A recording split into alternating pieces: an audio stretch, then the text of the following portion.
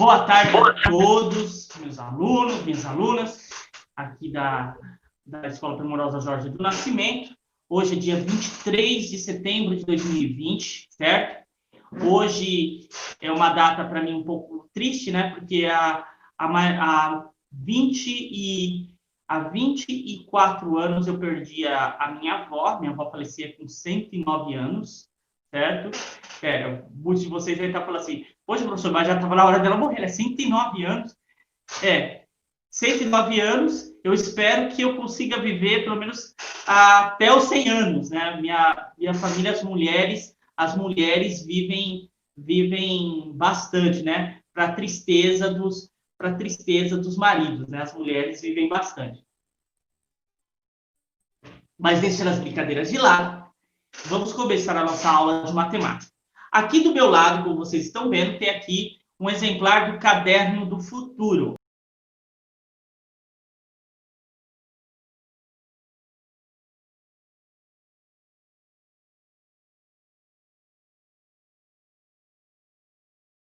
Este livro, né, esse livro que leva esse nome, Caderno do Futuro, ele é um livro didático, certo? Ou seja, ele tem aqui matérias que vocês estudam, certo? Ó, como vocês podem ver aqui, matérias, como se fosse um caderno, certo? Ensinando para vocês passo a passo. E qual que é a diferença desse livro para os outros livros que vocês até têm em mãos aí? A diferença deste livro para qualquer outro livro, como, por exemplo, o EMAI, o Ler e Escrever, etc., porque aqui é o de matemática, mas tem também o Caderno do Futuro, de ciências. Deixa eu pegar aqui. Tem o Caderno do Futuro de ciências, por exemplo, como esse daqui, ó, ciências. Eu tenho do quinto ano porque eu tenho do quinto ano, mas eu também tenho do quarto e do terceiro. O Caderno do Futuro de Ciências, tenho de língua portuguesa, tenho de história, geografia, tenho de educação física também, que é um pouquinho raro de achar, mas ele existe também, esse caderno de educação física, tá? De todas as matérias, de todos os anos, ele tem esse caderno, certo? Tem o Caderno do Futuro.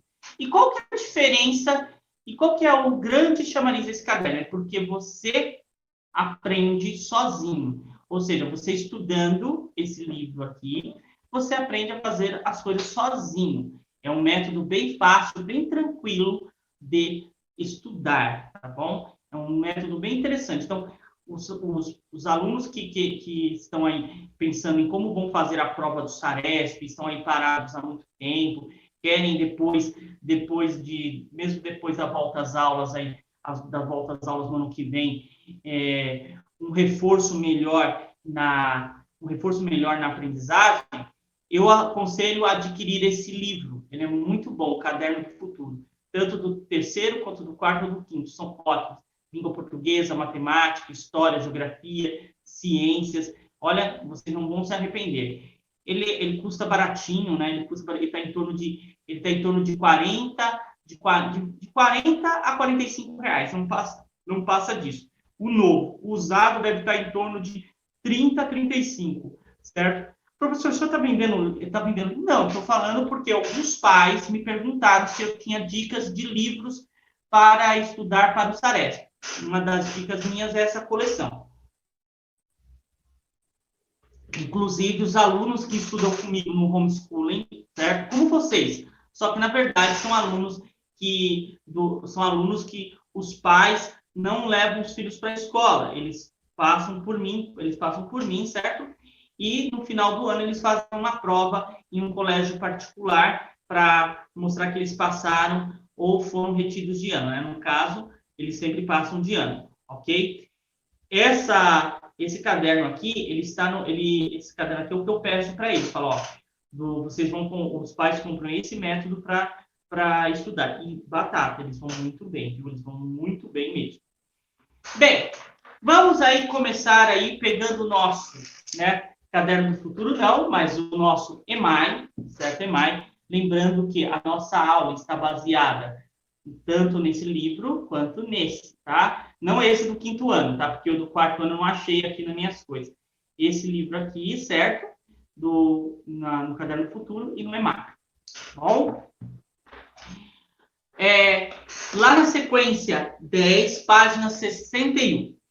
Nós vamos ver aí a atividade 10.1, certo?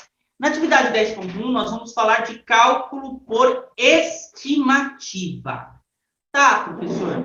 O que é um cálculo por estimativa, certo? O que é um cálculo por estimativa? Em primeiro lugar, vamos entender o que significa o vocábulo, a palavra estimativa. O que significa o vocábulo estimativa? Professor, o que é vocábulo? Vocábulo é sinônimo de palavra. Então, vocábulo e palavra são a mesma coisa, tá? O que é o vocábulo estimativa? Como é que eu posso descobrir o significado da palavra estimativa? Olhando o nosso querido tio, o dicionário, certo? O dicionário.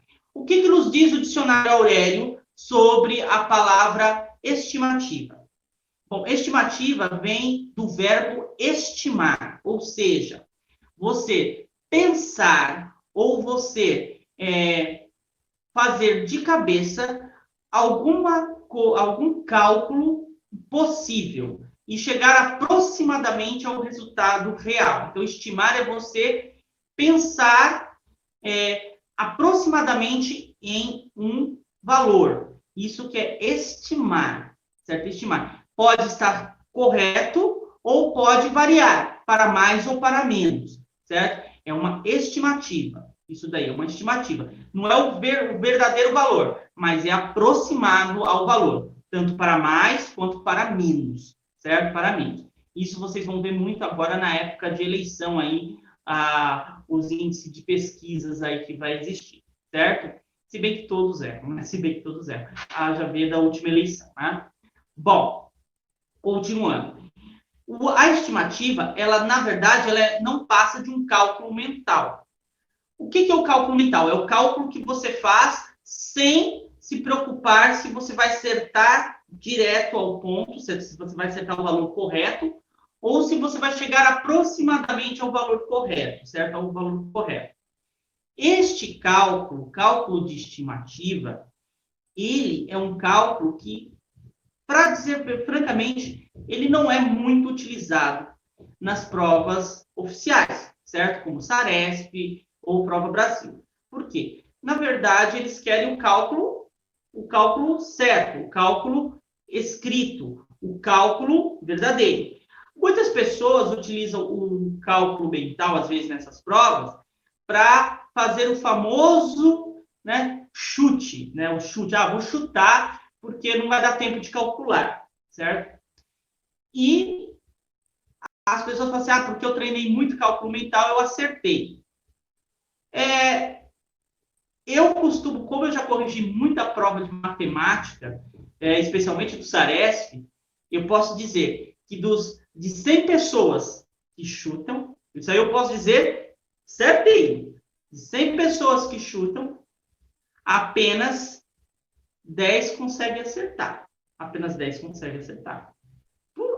Poxa, professor, 10, só 10 pessoas conseguem acertar. E por quê? Porque não trabalha muito cálculo mental. Não, é porque não interpretam bem a pergunta. Então, se você não interpreta bem a pergunta, você vai chutar errado, certo? E se você sabe fazer o cálculo, pelo menos, você pode interpretar mal a pergunta, mas se você sabe fazer o cálculo e você entende qual é o cálculo que é para você fazer, você acerta a pergunta, mesmo interpretando mal. Certo? É claro que você tem que ter uma boa interpretação para fazer um bom cálculo, certo? Um bom cálculo. Às vezes, lendo o problema, eu entendo o problema e já vou imaginando o cálculo na minha cabeça. Isso é o cálculo mental. Porém, para eu ter certeza que é aquilo ali, eu faço o cálculo escrito. Então, por isso é que eu estimulo vocês a fazerem mais o cálculo escrito do que o cálculo mental, certo? O cálculo mental, ok? Como, por exemplo, no Saresp, eles pedem um formato que eu já expliquei para vocês várias vezes, e alguns alunos já me mandaram as respostas de uma lista de exercícios que eu mandei, certo? Uma lista de exercícios que eu mandei, sem estar formado o cálculo correto, certo? Sem estar o cálculo correto. Está lá, sentença, operação, mas falta a resposta, a resposta por escrito lá, a resposta por escrito. Se fosse a prova do Staresp, você tinha errado aquela coisa. Professor, mas eu fiz o cálculo correto. Tava, o cálculo correto, a sentença estava correta. Você esqueceu de fazer a resposta por escrito lá, por escrito, você errou o problema inteiro. Você tem que saber fazer o problema, responder também ao problema por extenso também. Eles querem isso. Então, você tem que fazer aquilo que está pedindo, certo? Ah, mas eu acho melhor. Como eu já disse para vocês, ninguém que corrige, quando eu estou corrigindo a prova do Saresp, eu não estou querendo saber o que você acha de melhor, não. O que você pensa que é melhor ou que não é melhor é problema seu. O que se pede é aquilo que está escrito ali. Ele quer a sentença, a operação e a resposta por extenso. E você tem que dar a sentença, a operação e a resposta por extenso. Se você só fez a operação, se você só fez a sentença, se você fez a sentença, a operação, mas não fez a resposta, você errou o problema e errou a pergunta. Pronto. Simples assim. Depois não adianta chorar. Ah, mas não tem outra resposta, certo? Outra resposta. É isso e acabou. Então, o cálculo de estimativa, entenderam? É isso. É você calcular mentalmente um valor. Então, ele vai te dar aí, ó, ele vai pedir para você no primeiro exercício. Estime o resultado e, em seguida, obtenha o valor exato para a situação. A situação é o cálculo que ele quer, tá? Então, na primeira coluna, você vai fazer o cálculo de estimativa. Você vai calcular os valores que estão aí, pensar, claro, vai dar esse valor. Na coluna do lado, você vai fazer a sentença, a operação e a resposta por extenso. Então, você vai comparar qual dos dois que está correto, qual que chegou mais próximo, qual que chegou... Você chegou próximo ao valor do cálculo escrito? A sua estimativa chegou próximo ao valor? Tá? Próximo ao valor? É isso que você vai entender, ok? 2. Faça uma estimativa, ou seja, ele quer que você utilize o cálculo mental. Faça uma estimativa do resultado de cada operação abaixo, circulando o número mais próximo desse resultado. Em seguida, compare suas respostas com o colega. Essa comparação vocês não irão fazer, tá bom? Vocês não irão fazer. O que vocês irão fazer nessa... Vocês só vão fazer apenas o valor aproximado, ok? Vocês não vão precisar fazer comparação com os colegas, tá bom? Só fazer o que pede a primeira parte, né? Fazer uma estimativa dos resultados das operações abaixo, tá bom? Só lembrando, aí você tem operação de adição, cujo resultado da operação de adição é o total, ou de soma, né? Soma ou total é o nome do resultado da operação de adição, e a operação de subtração, cujo resultado é chamado de resto ou diferença, tá certo? Não esqueçam disso. Certo? Não esqueçam disso. Vamos lá. Atividade 10.2. Em uma cidade do interior, foi feito um levantamento da oferta de empregos em alguns setores profissionais, nos anos de 2014 a 2018. Os dados estão na tabela abaixo e você deve completá-la usando o cálculo mental ou escrito. Então, aqui ele vai pedir, ou você faz o cálculo mental ou o cálculo escrito. Tá. Primeiro, qual que é o melhor? Você vai escolher. E eu vou dar uma coisa para vocês, que é um dado, assim, que é uma falácia que a gente vê e que gera muito um assunto que está em voga, chamado fake news. Primeiro, os jornais, especialmente os jornais televisivos e impressos, certo? O jornal lá de papel, certo? E televisivo saiu da televisão. Eles, às vezes, eles dão dados que são dados de estimativa, certo? Às vezes não, eles sempre dão dados de estimativa. Eles falam bem rapidinho, para mais ou para menos. É dado estimativo. Mas quando você vai fazer o cálculo realmente, o cálculo por escrito, certo? O cálculo por escrito, você percebe que as informações que eles estão dando são mentirosas. certo? Mentirosas, certo? Como, por exemplo, um certo instituto de pesquisa deu lá que o atual presidente, o senhor Jair Messias Bolsonaro, ele não iria nem para o segundo turno, ele iria perder as eleições, e se fosse, ia perder as eleições, certo? Qual foi o resultado? Então, fazendo os cálculos, quando você para fazer os cálculos, para observar bem, você percebe que há dados enganosos nas estimativas, certo? Mas por que, professor, que eles fazem isso? Justamente para ter uma justificativa. Ah, não, não foi uma mentira, não foi uma fake news, foi um dado estimativo. Você que interpretou mal. Então, quando isso acontece, é justamente para isso, certo? Para isso. Então, tem que se tomar muito cuidado com cálculos mentais, certo? Cálculo mental, tem que tomar muito cuidado. Eu já vi alguns alunos, uma vez um aluno fez isso comigo. Eu dei um cálculo na prova e ele falou, mas é que eu fiz a estimativa, certo? Eu fiz a estimativa. O senhor não pode dar errado porque eu fiz a estimativa, ficou aproximado. Eu falei, mas eu não pedi estimativa, eu quero o cálculo. Tá aí, passa a sentença operativa. Mas eu não sabia que era para fazer. Falar, não sabia? Eu pedi para ser cálculo. Aonde está escrito que é para fazer cálculo mental aí? Não tem, professor. Então, falei, se não tem nada escrito, então é para fazer o cálculo escrito. E acabou. E justifiquei assim. Mesmo assim, ele foi lá atrás, ele pediu para a mãe ir atrás da coordenadora para saber tudo. Aí a coordenadora veio conversar comigo e falei, tá aqui, é isso daqui que é para fazer. Ele fez certo? Não, errou. Então, não tá reprovado e acabou. E o aluno foi reprovado. Não adianta, certo? Não adianta. Tem que tomar muito cuidado com isso, viu? Com isso de cálculo mental. Continuando aí. Aí ele deu a tabela, aí tem lá o setor de confecção, educação, eletrônica, comércio, construção civil e informática. Aí tem lá os anos, 2014, 2015, 2016, 2018. Então, você vai somar ou subtrair, no caso aqui ele está pedindo, né? Ele está pedindo para que você complete a tabela.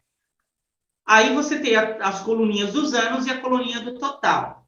Então, qual que será a operação que eu vou ter que fazer para descobrir o total? Qual que é a operação? Professor, eu não sei. Então, vai lá pesquisar nos vídeos aqui do canal, vai lá pesquisar também no seu caderno, qual é a operação que tem como nome, ou como resultado, o total, para você saber qual que é a operação que você vai fazer. Certo? Bem, né? Então, 2. Agora que você completou a tabela, responda. Em quais casos você utilizou o cálculo mental? B. Quais casos foram resolvidos por meio do cálculo escrito? C. Neste período, as ofertas de emprego no setor de educação foram maiores ou menores? E que os do setor da construção civil? E qual a diferença? Qual que é a operação que tem como resultado a diferença? Então, para você saber a diferença, você tem que saber qual que é a operação que tem como resultado a diferença. Então, não se esqueça disso, hein? Não se esqueça disso. E letra D. As ofertas de emprego no setor de eletrônica foram maiores ou menores que a do setor de informática? E por quê? Explique qual foi a diferença disso daí. Por que teve essa diferença? Prestem bem atenção, senhores alunos. Todas essas perguntas aí, elas estão relacionadas a cálculo mental. Como eu disse para vocês, elas estão relacionadas a cálculo mental, mas não quer dizer que você tem que saber fazer o cálculo, que você tem que fazer o cálculo mental. O cálculo mental, ele é utilizado muito hoje em dia para criar uma certa expectativa, às vezes até errônea. Como, por exemplo, aí, as medidas de temperatura. Quando você vê a previsão do tempo, a palavra vem previsão, ou seja, prever. Prever não significa que vai acontecer realmente. É uma estimativa. Como, por exemplo, pena que eu não tirei foto, senão eu postaria a foto aqui na edição, eu postaria a foto para vocês verem da previsão do tempo para quarta-feira.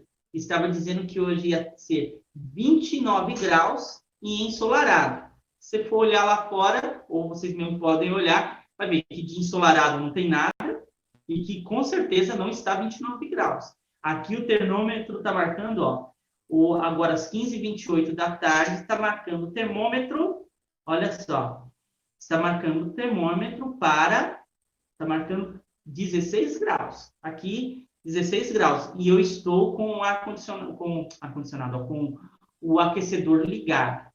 Então, está 16 graus aqui dentro. Mas lá fora deve estar um pouco menos. Certo? Deve estar um pouco menos.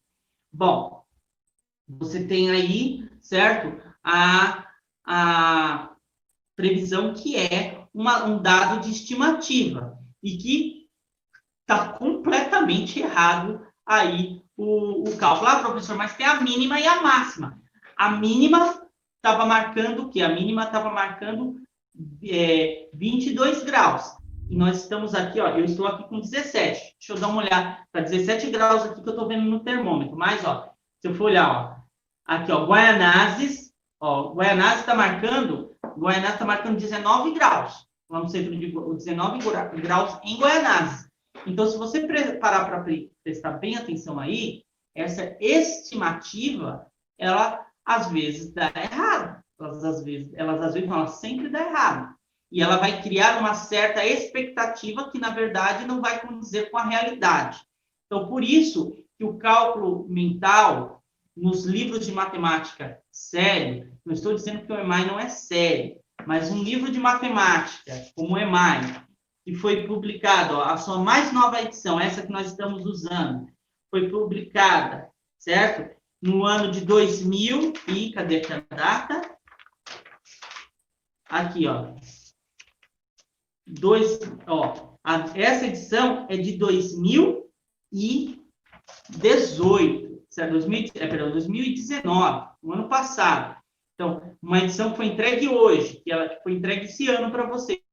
Ela não foi revisada, então é muito complicado a gente entender, né? A gente entender esse cálculo, porque ele ainda ele é usado. Tá certo, se é para uma coisa rápida, assim, para você ter uma noção rápida do valor, não dá para você fazer o cálculo no papel, ótimo. Mas, certo? Mas, quando é para você ter um cálculo de precisão, como, por exemplo, temperatura, o valor de um pagamento, etc., você não pode fazer cálculo mental. Você tem que fazer o cálculo escrito. Então, você tem que incentivar o cálculo escrito. Numa prova, você tem que fazer o cálculo exato, certo? O cálculo exato. Ah, professor, mas se eu for bom aluno de matemática e fazer o cálculo de cabeça exato? Vai em frente. A nota é sua. Quem tem que passar de ano é o senhor, não eu. Eu, se estou lá para fazer uma prova e eu tenho que fazer um cálculo, eu vou fazer esse cálculo por escrito. Ah, professor, mas demora muito. Ué, eu prefiro ser o último a sair do exame, da sala de prova, mas ter a certeza que eu fiz o cálculo correto, do que ser o primeiro a sair e ser reprovado. Entende? É a minha vida, não é minha vida. Mais vale, como dizia minha mãe, mais vale 1 minuto na vida do que a vida em 1 minuto. Peraí, pronto. Mais vale 1 minuto na vida do que a vida em 1 minuto. Ou seja, mais vale eu perder tempo respondendo uma questão, fazendo um cálculo de uma questão, do que fazer a questão correndo e errar. Certo? Continuando aí na atividade 10.3. Alice registrou os arredondamentos que ela realizou numa listagem de números. O que é arredondar? Arredondar são fazer cálculos com valores aproximados, certo? Valores aproximados, ou seja, você não tem o valor fixo aquele valor fixo, certo? Aquele valor fixo, mas você tem um valor arredondado, aproximado. E como é que se faz esse arredondamento, certo? O arredondamento, como aí ele está falando, observe na atividade 1 aí, atividade 10.3, atividade 1. Observe o que ela preencheu nos quadros recompletos. Então, ela pegou aí, ó, alguns números, por exemplo, o 23, o 41 e o 133, certo? O 23, o 41 e o 133, eles estão mais próximos de um número e mais distante do outro. Então, o 23, ele está mais próximo do 20 do que próximo do 30, certo? Então, ela fez o arredondamento para 20. Então, 23, para arredondar, ela usou o 20, certo? Ela usou o 20. Por quê? Ela foi mais próximo do 20, está mais próximo do 20. 23 está mais próximo do 20. O 41 está mais próximo do 40. E o 133 está mais próximo do 130. Então, ela arredondou subtraindo, ou seja, voltando para trás, com um numeral decrescente. Ela arredondou de forma decrescente ao número que ela tinha, a quantidade que ela tinha. No quadro do lado, no outro quadro que está ao lado, para quem está lendo o livro, o quadro está à direita, ela tem lá o 19, 48 e o 156.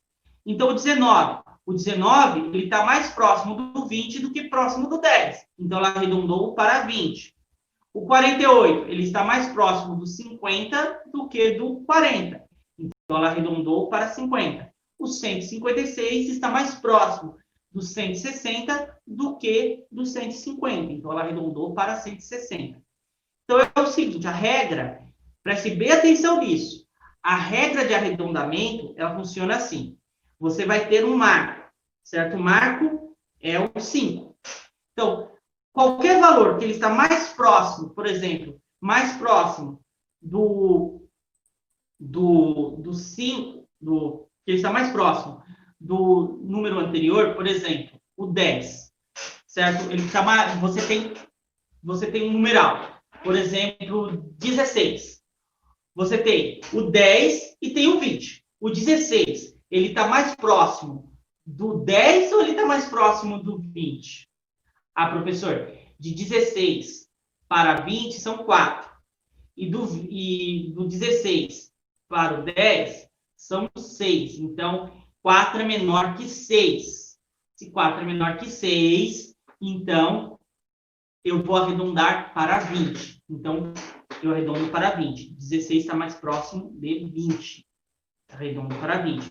Tá, e se for, eu estou lá, na mesma situação, estou entre 10 e 20, só que eu estou com o número 14. Bom, 14 para 20 são 6. E para 10 são 4. Então, 4 é menor que 6. Então, eu estou mais próximo do 10. Então, eu vou arredondar para 10.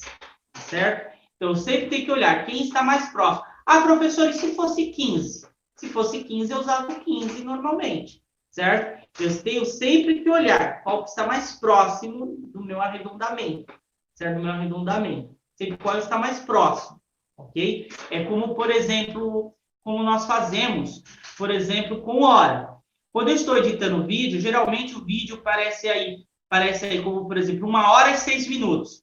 Só que lá no programa que eu uso para editar o vídeo, aparece lá 1h, 6 minutos e 30 segundos. Certo? 30 segundos. 30 segundos é a metade de 1 minuto. É a metade de 1 minuto. Certo? 1 minuto tem 60 segundos. 30 segundos é a metade de 60. Logo, a metade de 1 minuto.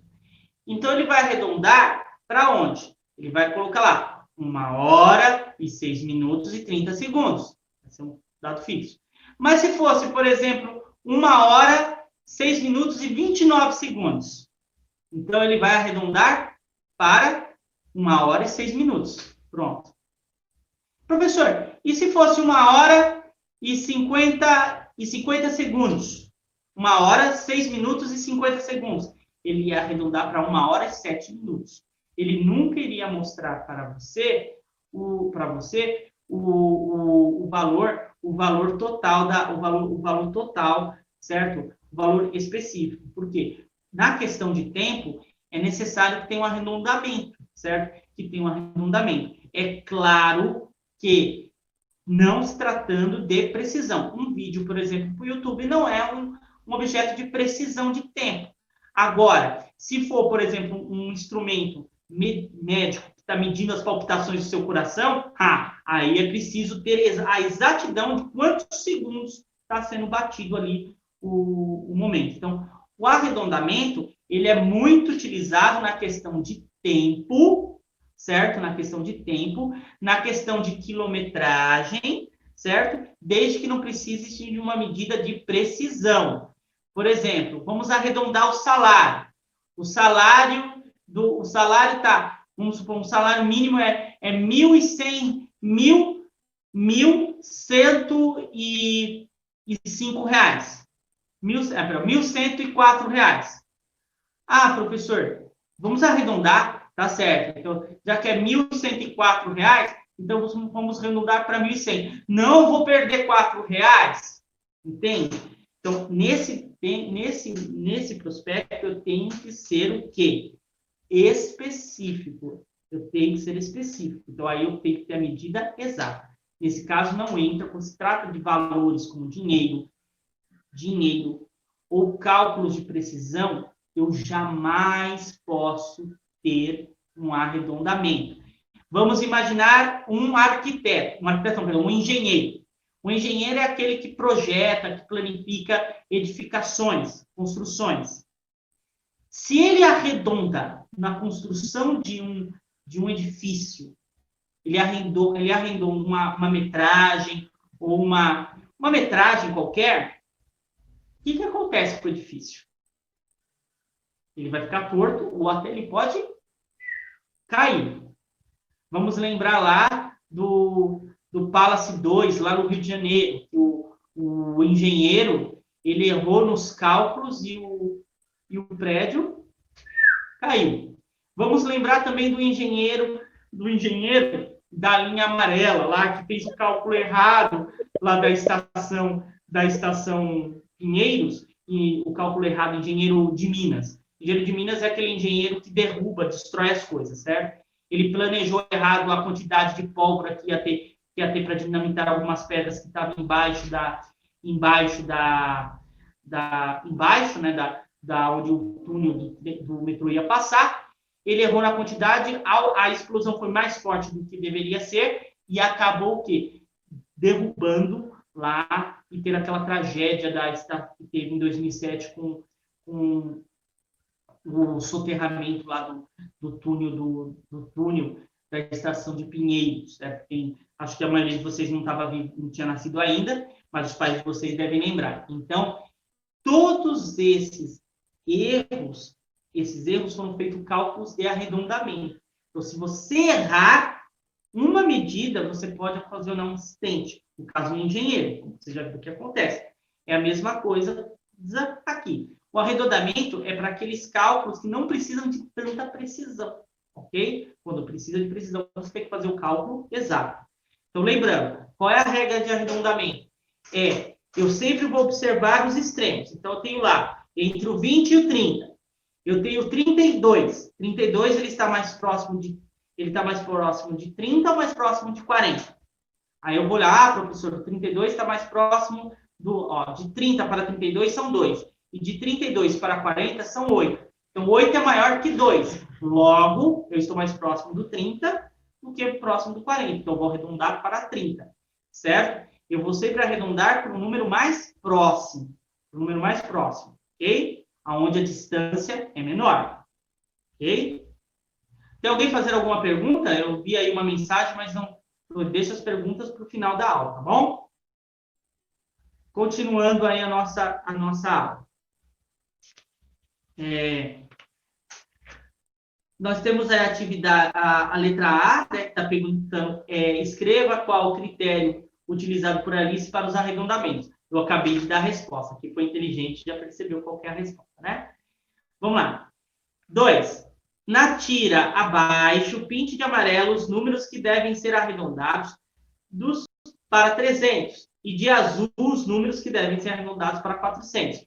Lembrando da regra mais uma vez. Os que estiverem mais próximo de 300 e os que estiverem mais distantes, mais próximo de 400. Por exemplo, 320. Ele está mais próximo de 300 ou mais próximo de 400? Só você pensar nessa regrinha que você vai conseguir fazer isso. Ok? Bom, vamos continuar aí a nossa explicação, certo? Continuando aí da atividade 10.4, certo? Da atividade 10.4, nós temos aí Pedro e Mariana resolveram algumas adições usando arredondamento, certo? Resolveram algumas adições usando arredondamento. Observe como cada um fez.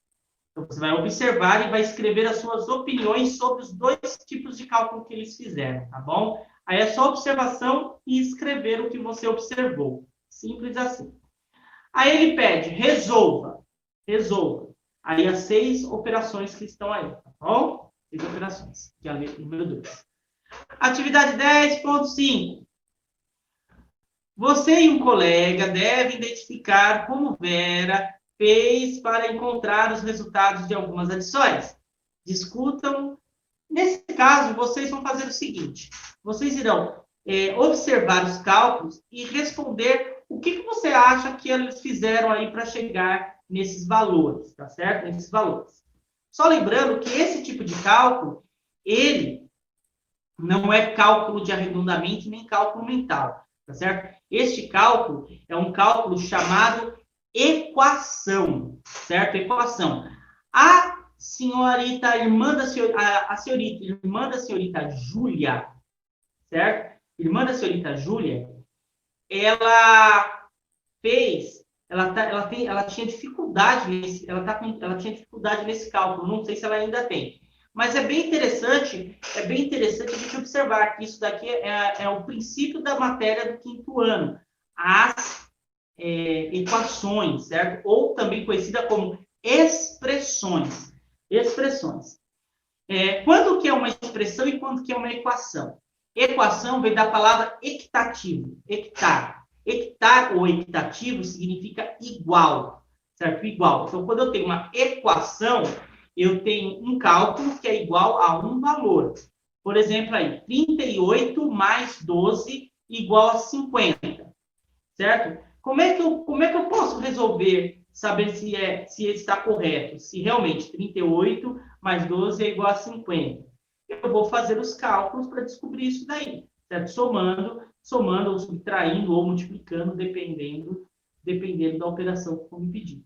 Mas isso é um assunto mais para frente, tá bom? Mais para frente. No livro do Caderno do Futuro do 4º ano, é a penúltima lição do 4º ano, isso, a penúltima lição do 4º ano, tá certo? Então, não vamos entrar com isso. Eu quero só que vocês primeiro observem como é que eles fizeram o cálculo e escreva as suas observações aí, tá bom? Depois ele pede, resolva as adições usando procedimentos como os que realizados por Vera. Na verdade, você não vai fazer dessa forma que ela utilizou. Utilize qual a forma que você achou melhor para resolver. Se é o modo que Vera utilizou ou se é o modo que você usa para resolver as operações, certo? É isso que vocês vão fazer. Como eu passei para vocês 2 sequências de atividade, né, professor? Você passou muita lição. Sim, passei muita lição. A sequência, vamos iniciar agora a sequência 11. Certo? A sequência 11. A sequência 11, se vocês repararem, ela é um repeteco da sequência 7.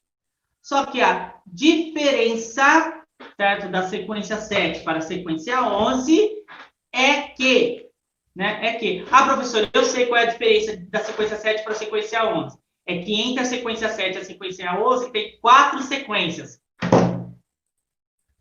Não é essa a diferença. Embora numericamente seja 4 sequências diferentes, mas não é a diferença que eu estou falando. A sequência 7 está se referindo às figuras quadráticas.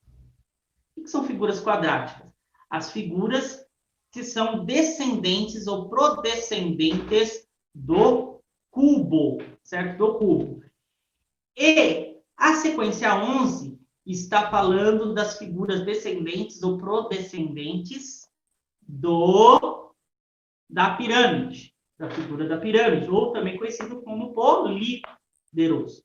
O que é um polídero? Um poliedro, na verdade, né? A pronúncia correta é poliedro. Mas eu já vi professor de matemática falar polídero. Mas é poliedro, certo? Poliedro. A minha professora de... Só uma curiosidade. A minha professora de matemática do primeiro ano do ensino médio, a professora Rosemarie, ela tinha um filho, um filho dela, o filho tinha, não tem, né? O filho dela chama-se Paulo Poliedro. Paulo poliedro. Certo? Ela colocou o nome do filho dela de uma figura geométrica. Você vê como ela gosta de matemática, né? Bem, no poliedro, vocês vão pesquisar o que é poliedro, porque eu já falei, já expliquei o que era poliedro em alguma das aulas anteriores, certo? Num poliedro, podemos identificar 3 elementos. O que são elementos? Elementos são as partes de uma figura geométrica. Existem 2 tipos de figuras geométricas. As figuras geométricas planas, aonde eu só posso ver uma face e um lado, certo? Um ou dois lados, um lado. E as figuras geométricas sólidas, que também são conhecidas como sólidos geométricos, certo? Que é aquelas figuras que são polidimensionais, certo? Polidimensionais. Podemos identificar 3 elementos importantes, que são as faces, os vértices e as arestas. Observem a ilustração. Aí vocês têm a ilustração aí que vocês estão vendo em seu livro na página 66. E atividade 2 está já dizendo aí, ó. Cada poliedro apresentado abaixo, tem uma face pintada de verde. Escreva quantas faces com esse formato compõe cada poliedro. Então, você vai contar somente a face que está verde. Por exemplo, aí, do primeiro poliedro. Qual que é esse primeiro poliedro? Ele é um cubo? Lembra que o cubo tem que ter todas as medidas iguais. Não é um cubo, porque ele tem lados de tamanhos diferentes. Ele é um par. Isso aí. Não vou dizer qual que é. Depois vocês escrevem aqui embaixo nos comentários, tá bom? Cada comentário com o nome dessa primeira figura. Aliás, vou fazer o seguinte. Quem disser para mim o nome das 5 figuras que está aí, escrever nos comentários desse vídeo. O nome das 5 figuras ganha um ponto positivo, tá certo? Um ponto positivo. Ou seja, 25% de um 10, tá bom? 25% de um 10. Essa figura, certo? Ela é eu não posso dizer, e eu tenho pintado uma das faces dela, que é uma face maior. São as 2 menores que estão na lateral. Então, quantas faces dessa eu tenho? 1, 2, 3, 4. 4 faces do mesmo tamanho, certo? 4 faces do mesmo tamanho. Professor, e a que está em cima e embaixo? Elas não são do mesmo tamanho. Então, do mesmo tamanho da que está pintada. Então, de verde. Então, eu não vou contar. Eu vou contar que são iguais àquelas que estão pintadas de verde, tá bom? É isso que vocês irão fazer nesse exercício. E não se esqueça, escreva aqui embaixo nos comentários, tá bom? Como é que é o nome de cada uma dessas figuras, tá? E não se esqueçam, escrevam também o que é um poliedro. Será que tem alguma pergunta dessa, né? Lá nas que eu mandei? Não sei, pode haver, né? Pode haver. Tem pessoas aí falando, professor, será que já caiu as perguntas? Também não sei. Vamos lá. Na verdade, tem uma pessoa que já respondeu uma pergunta já aqui. Eu estou vendo aqui agora, aqui, eu estou com a telinha aqui vendo, tá? Vamos lá. Atividade 11.2. Complete o quadro com o número de vértices, que é a letra V, tá? Faces, que é a letra F, e arestas de cada uma das pirâmides indicadas e responda as questões. Então, você tem aí, ó. Quantas vértices, quantas faces e quantas arestas tem a pirâmide de base triangular, pirâmide de base quadrada, pirâmide de base pentagonal e pirâmide de base hexagonal. Professor, o que é pentagonal? Penta vem de 5. Então, a pirâmide de 5 lados. E hexagonal? Hexa vem de 6. A pirâmide de 6 lados. Penta e hexa são números gregos. São números gregos. Observando a tabela, responda.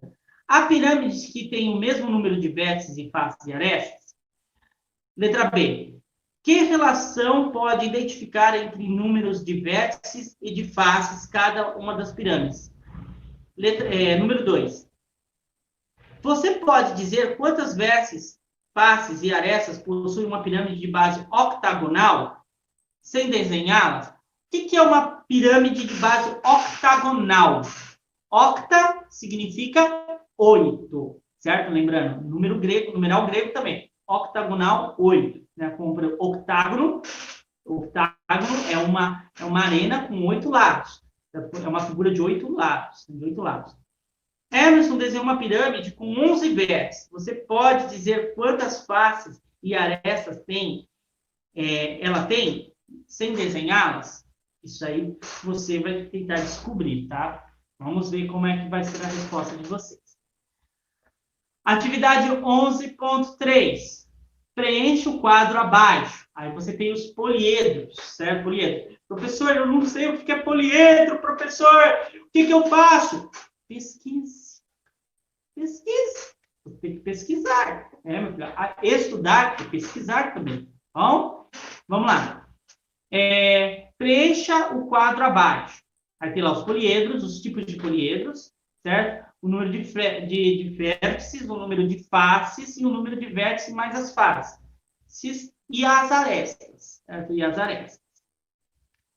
Aí ele pede aí, observe as duas colunas. Você identifica alguma relação entre esses números? Qual?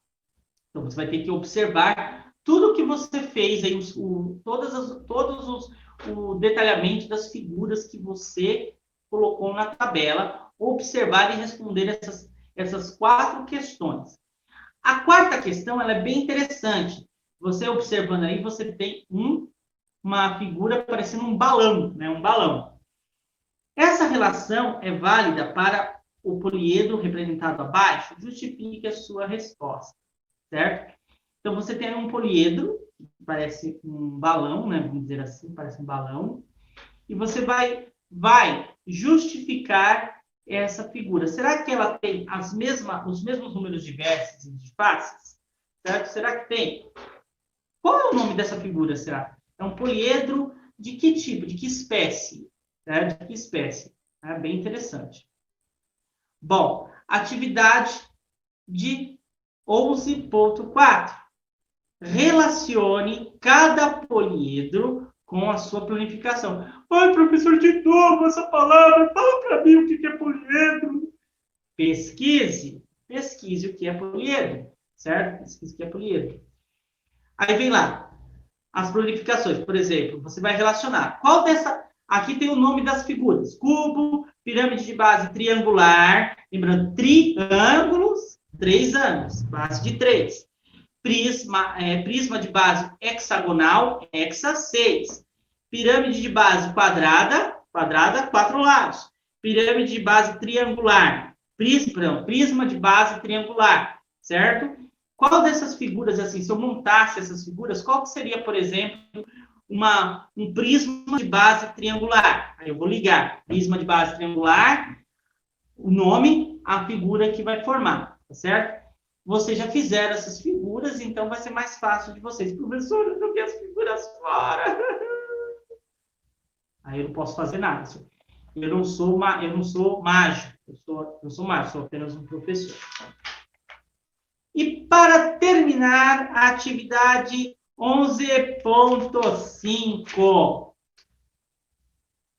Represente os sólidos que serão formados a partir dos moldes desenhados. Então, você tem aí o molde desenhado, parecendo um quadro milita, aí, o primeiro, que é uma pirâmide de base quadrada, e você tem aí, né, uma outra, no outro modo, você também tem uma pirâmide, certo, de base quadrada também. Só que tem uma diferença entre essas duas pirâmides, certo? Você tem aí uma pirâmide de base quadrada de um jeito e uma base quadrada de outro. Qual que é a diferença entre as duas? Você que vai dizer aí para nós, tá bom? Agora vamos lá. Agora recorte os moldes do anexo 3, certo? Anexo 3 que está aqui no seu livro, tá? E monte. E verifique suas previsões. Estavam corretas? Sim ou não? E por quê? Nomeie os sólidos obtidos. Então, você vai dar o nome a isso daqui. Eu já falei o nome, né? Só vocês depois voltarem no vídeo, que vocês vão ver qual é o nome que eu falei. 3. Você já estudou que o cubo admite diferentes planificações. Isso também ocorre com outros poliedros, certo? Lembra? Olha só, a base dessa pirâmide é uma pirâmide de base, tanto no exemplo 1 quanto no exemplo 2.